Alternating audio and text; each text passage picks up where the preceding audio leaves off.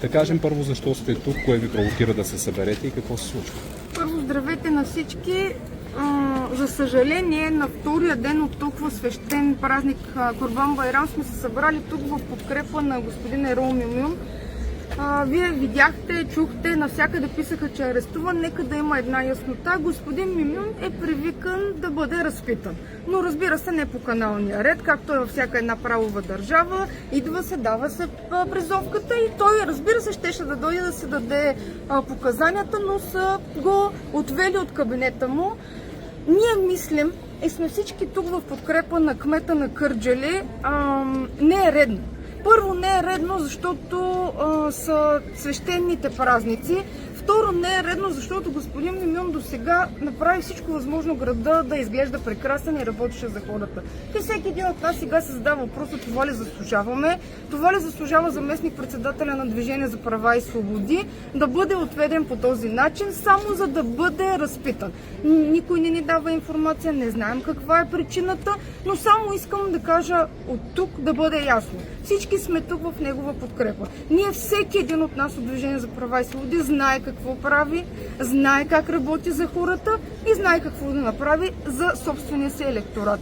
Да, много е несправедливо и е много неправилно. Задаваме си въпроса: връщаме се в тези репресивни години ли? Връщаме се в годините, в които аз не мисля, че България е полицейска държава. Всеки един от нас има права, има и задължения, но на всеки е правото да бъде разпитан по един нормален правов начин. Защо определяте този разпит като ненормален? Това, което видяхме, господин Мюмюн не е бил отведен с белезници или нещо такова, той просто е бил придружен от полицията. Не е ли това нормалният начин? Според наказателно-процесуалния кодекс, кога се връчва призовка и след това трябва, казва се кога да дойде да бъде разпитан. Господин Мюмюн е докаран тук да бъде разпитан. В една правова държава и точно при даване на показания, мисля, че не е редно 8 полицаи да дойдат и да те придружат, да кажем, до полицейското управление. Вие знаете ли всъщност за какво става въпрос в това разследване? Вътрешният министър обяви, че става въпрос за обществена поръчка с изключително голяма стойност за милиони. Вижте, ние все още нямаме информация, защото знаете, че в момента все още тече процеса, те го разпитват, не е излязла информация. Щом вътрешният министър има предварителна информация, нормално това в неговите правомощия, но на нас все още никой нищо не ни е казал. Нямаме информация, защото искам още един път да го подчертая и да стане ясно: цяла България в момента е за кмета на община Кърджали, господин Ерол Мюмюн. Благодаря ви много.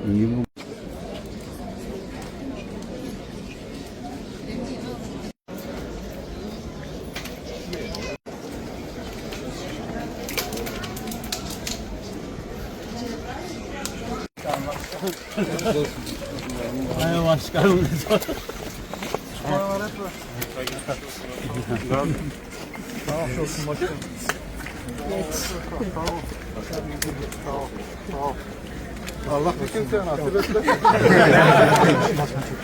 Sağ ol. Sağ ol. Sağ ol.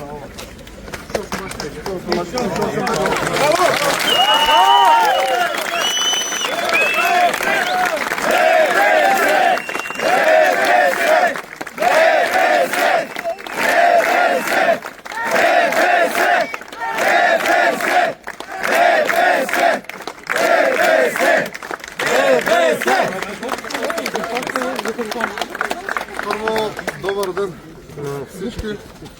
Първо, ако ми позволите, искам да благодаря за тази подкрепа. Тази подкрепа е израз на любов, тази подкрепа е спонтанна. Виждате за отрицателно време какво се получи. Наистина искам да благодаря на всички присъстващи, на всички, които не са тук, за всички, които морално подкрепят, душата им е тук, което показва, че ДПС ще бъде навсякъде там, където са защитени правата на хората, на гражданите, където е застрашена демокрацията, където е застрашена свободата.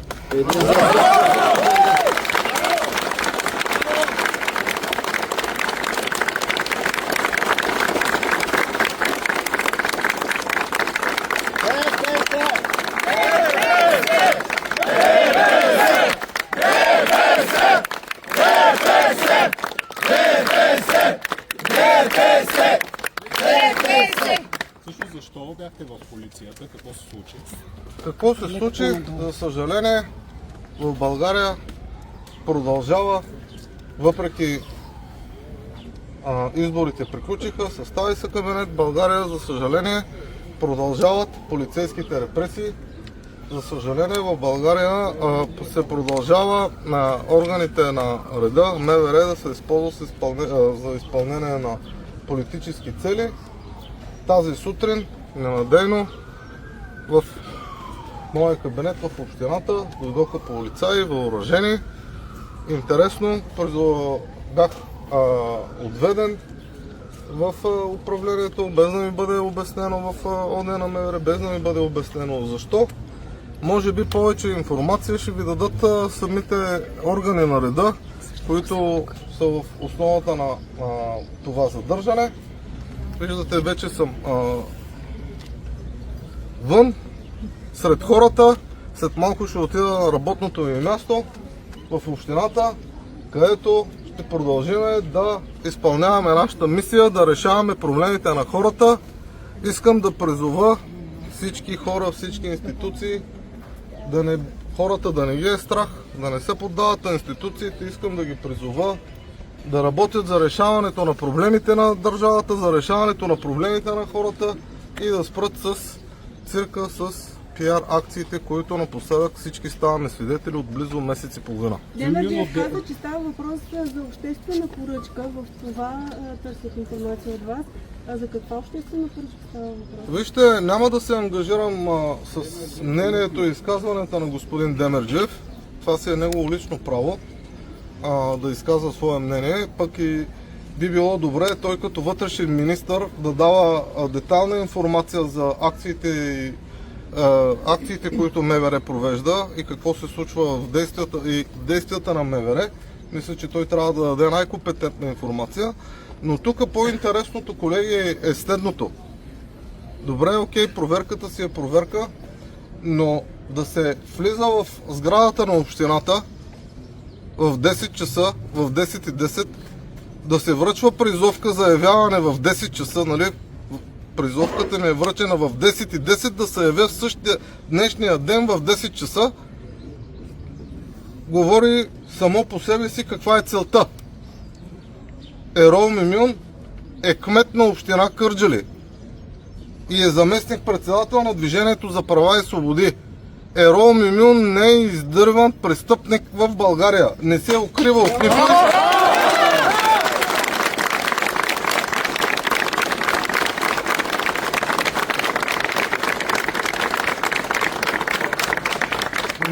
Не се укрива от никой, няма намерение да се укрива от никой. Винаги съм готов да съдействам на органите на реда и на всички органи, независимо какъв е типа и обхвата на проверката.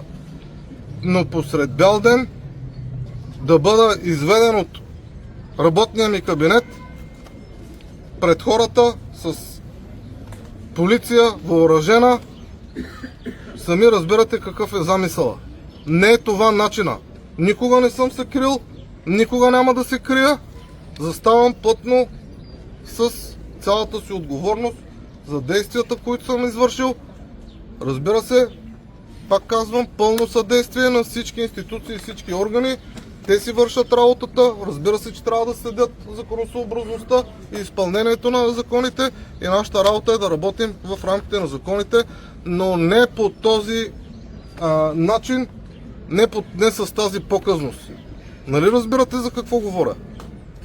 За поръчката за улиците ли ставаше въпрос, господин Мин, в разпита? Обявиха, че става въпрос за изключително големи размери, около 5 милиона лева. Става въпрос за две поръчки. Цялата изискуема от тях информация ще бъде предадена в определени срокове, които те си поискат. Искам само да кажа, че тази информация, която тях ги интересува и въпросите, които бяха зададени относно касаещи тези две поръчки, цялата информация е публична и е качена в публичния регистър ЦАИС на Агенцията за обществени поръчки. Не се изискват и нямаше въпроси, които да касаят нещо друго. При цялата тази информация е публична, е налична, просто трябва да се знае къде се проверява.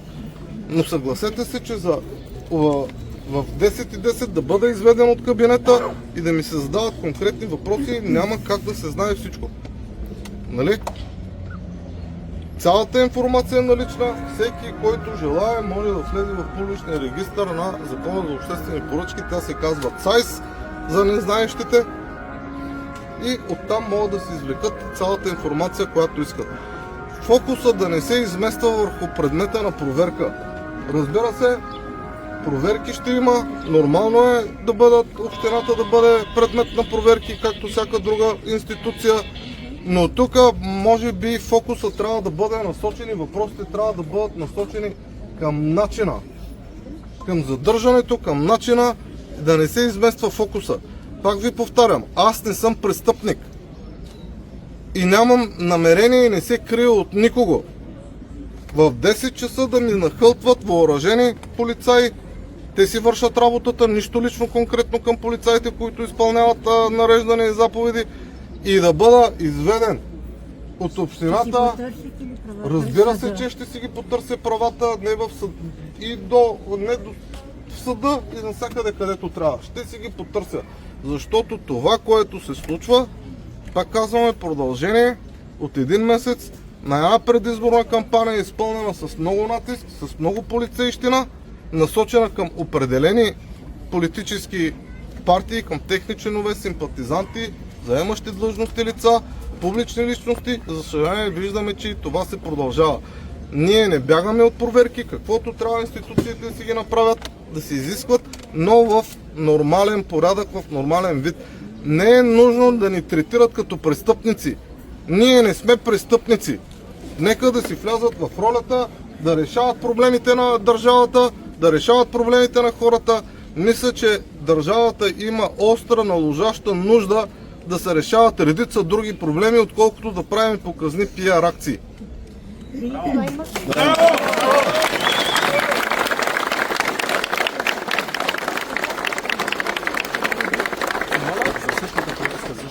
Получавали ли сте преди призовка? Не, никога не съм получавал призовка. Интересното е, че днес в 10:10 ми бе връчена призовка да се явя, издадена призовка с днешна дата, да се явя в 10 часа.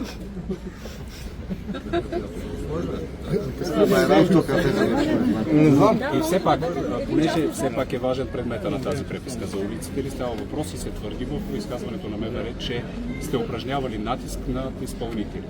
Аз съм упражнявал Това натиск. се твърди. Може би трябва да се зададе въпроса МВР дали е упражнявало натиск да изпълнява нечии политически амбиции. Кмета на община Кърджали какъв натиск да управлява? Кмета на община Кърджали работи за благото на Кърджали, за община Кърджали, решава проблемите на хората и мисля, че за 2 години и половина кърджалици видяха за какво става въпрос.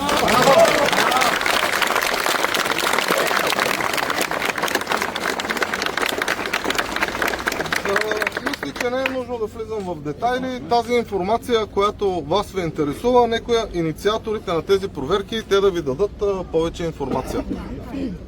Благодаря ви.